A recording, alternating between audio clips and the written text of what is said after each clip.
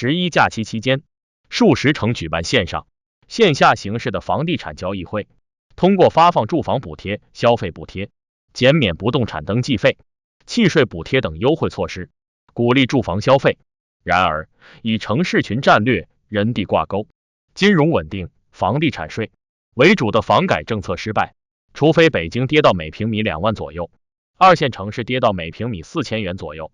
估计人们开始踊跃购房，还想房地产平稳着陆，时间换空间已经很难了。几乎所有人都把杠杆拉到了极致，甚至身边没有稳定收入的人都去囤积不止一套房产，出问题只是时间问题，至少不会超过这几年了。现在棚改货币化，限售政策再一次松绑，可以看出还是老一套。现在的问题是，传统的高薪行业正在衰退，新的经济增长点没有爆发出来，老百姓的收入停止增长。这种情况下，中国的房地产可能比想象的更加危险。中国房地产的资产约等于中国4、5年 GDP 总和400多万亿，这还不算上下游企业。最重要的是，中国的房价收入比太高了，是美国的3倍以上，银行利率也远远高于欧洲、日本等2倍有余，是美国 1.5 倍。中国的城市化率达到了 65%， 居民负债达到了 70%， 所建住宅可以居住37亿人，这真的是玩到了极致。而且国家居民口钱的比例要远低于欧美，只有欧美的 70%， 居民收入仍需提高。中国房地产这艘船真的已经千疮百孔了，已经不是修修补补能拯救的了。而且中国的高端制造业还没有起飞，新的经济增长点还没有萌芽，居民收入真的难以提高。现在居民消费持续走低，靠消费来拉动经济几乎不可能了。那些做小本生意的小老板，现在就这经济形势下也很难生存了，也都是在硬抗，躺平的年轻人也越来越多了。所以后面如果一旦发生经济危机，后果更加不可预计了。喜欢本频道内容，请打开小铃铛关注订阅。下面点亮君，与大家一一道来。然而，现在还有多少人想着再赚最后一个铜板？还是有企业在拿地建房，比如杭州，感觉还是让子弹飞那句话，豪绅捐了款，百姓才能掏钱。事成之后，豪绅的钱如数奉还，百姓的钱3、7分成。国家以后会不会大放水，把钱持续流入基建、农业类的底层企业来形成通胀，从而逐渐消除这个泡沫呢？类似于98年国企改革，大量国企员工发一大笔钱下岗，然后让他们推动市场经济繁荣。但是也是从此万元户不再是稀罕物了。之前有人说中国房产不会崩，从文化传统观念讲了一圈，其实海南房产就大崩溃过，而且连带一家国有银行海南发展银行破产，这也就是20几年前的事情。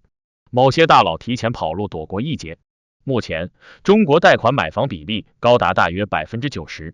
全款购买的人只有大约 10%。2021年中国家庭存款超过30万的只有 2%， 即使银行破产赔付金额上限也只有50万而已。所以有多少人首富世界的可想而知。作为底层，首富靠借真的不要太频繁，这些人是真正的贷中贷，随时在暴雷的风险边缘。信贷的存在本来是为了通过金融工具，用未来的钱完成技术积累或者生产资料建设来提高生产力，但是实际上房地产的信贷、抵押和负债玩得花活不断。且不说期房这种骚操作，就说恒大如何负债2万亿是通俗讲20年每天负债增加3亿，信贷层层套娃，这些企业不出事儿才出轨了。说到接盘，多数人觉得只要不接最后一棒就万事大吉，但是信息不对称一直存在，以为发现了一个商机，实际上正走在接棒的路上。作为房地产企业，其利润其实并不高。王健林谈到房地产说道，其实房地产利润在 10% 左右，然而高杠杆加上高周转的模式，从而使得房地产的利润层层叠加。房地产的高杠杆毫无疑问，所有房产企业的资金都存在巨大杠杆，然而房企拿到预售款，又马上开始新一轮拿地、盖房、预售，而不是尽快交房，如此套娃式发展，类似于庞氏骗局。因此频繁资金周转中也存在套利空间，尤其是与教育资源绑定的学区房更是如此。但是这个机制可能快要玩不下去了，首先，房地产的销售数据确实不好看，资金回笼困难，市场情绪处于恐惧当中，买房意愿下降。2022年第二季度的销售额下降23个百分点，其中东北下降35个百分点。其实这才是开始，随着裁员潮，大学毕业生就业困难，企业利润下滑，以后可能会越来越差。其次，高周转的预售制越来越不被接受，尤其是频繁暴雷以后，各个房企风声鹤唳，购房者宁可买二手，也不愿意买期房。其实预售制并不是今天的产物，当年的海南甚至只有一张图纸就敢预售，如此畸形的发展，当然下场就是一地鸡毛。历史上10次危机9次房地产，人从来不能从历史中得到任何教训。之前15年也有人说房地产会崩，但是后来一波大涨，这是种刻舟求剑的想法。首先，15年的城市化率只有 45%， 现在已经高达 65%， 接近发达国家水准了，城市化进程一定会放缓。其次，居民负债率从15年的 28% 提高到了 65%，这是决定房价天花板的数据，所以无论怎么说，房价的支撑都快见顶了。市场经济规律摆在这里，再说什么延长贷款周期、降低首付比例，都是在饮鸩止渴。就算政府限制交易，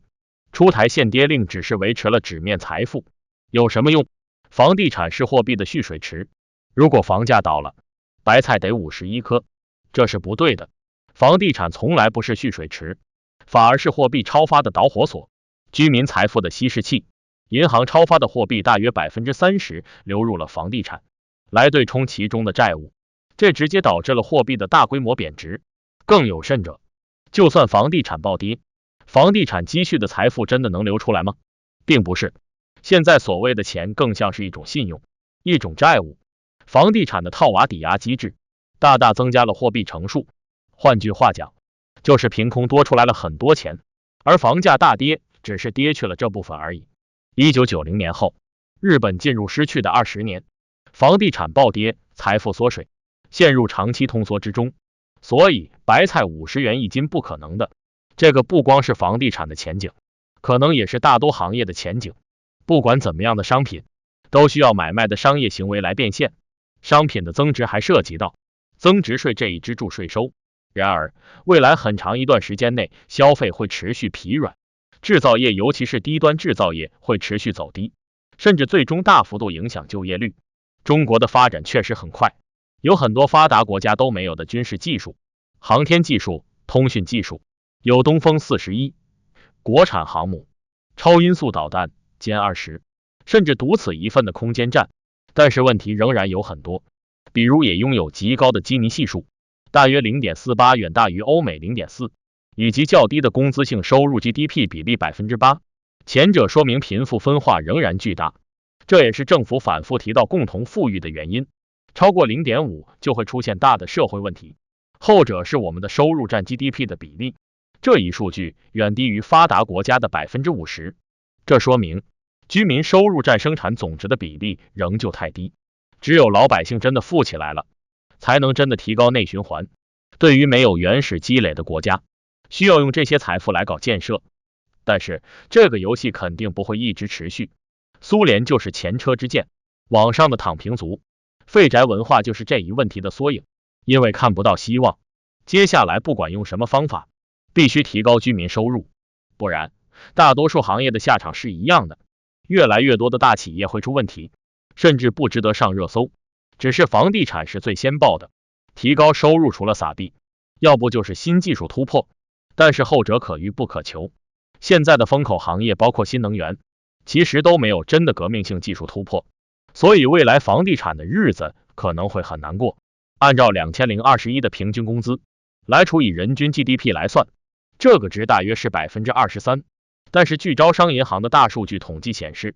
金葵花客户和私人银行客户占比 2.12%， 这些人的总资产达到了 88,364.09 亿元，占比高达 82.13%。 如果考虑这个比例直接套用于工资收入的话，那么中国最普遍的购买人群的人均收入只有人均 GDP 的 4.2%， 房地产或者是多数商品都需要以中下层来消费，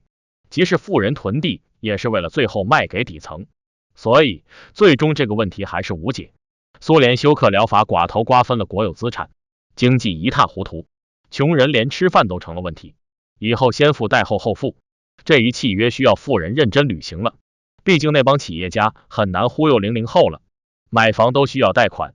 从银行贷出来的钱，给了土地财政变成了公务员工资，给了建筑工人成了工资存款，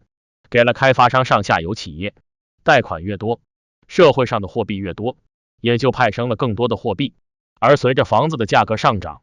逐渐派生更多的货币。因此为什么房子是货币超发器？更重要的是，房产作为良好的抵押物，起到了货币放大的作用。假向银行贷款1000万用房子抵押，这1000万上还在银行账上，还是相当于存款。然后以通过抵押房产，可以从中获得950万扣除储备金，之后丙仍然能通过房产抵押获得900万贷款，然后是丁的855万，循环往复，最初的1000万变成了1个亿或者更多，大家都觉得有钱了。这就是简单的货币乘数效应，房产起到了关键作用。所以说房地产是蓄水池的，搞倒了因果关系。中国房地产家庭收入比为1:30，美国等发达国家在15左右，韩国在25左右。中国的泡沫很大，以后贷款利率肯定会一降再降，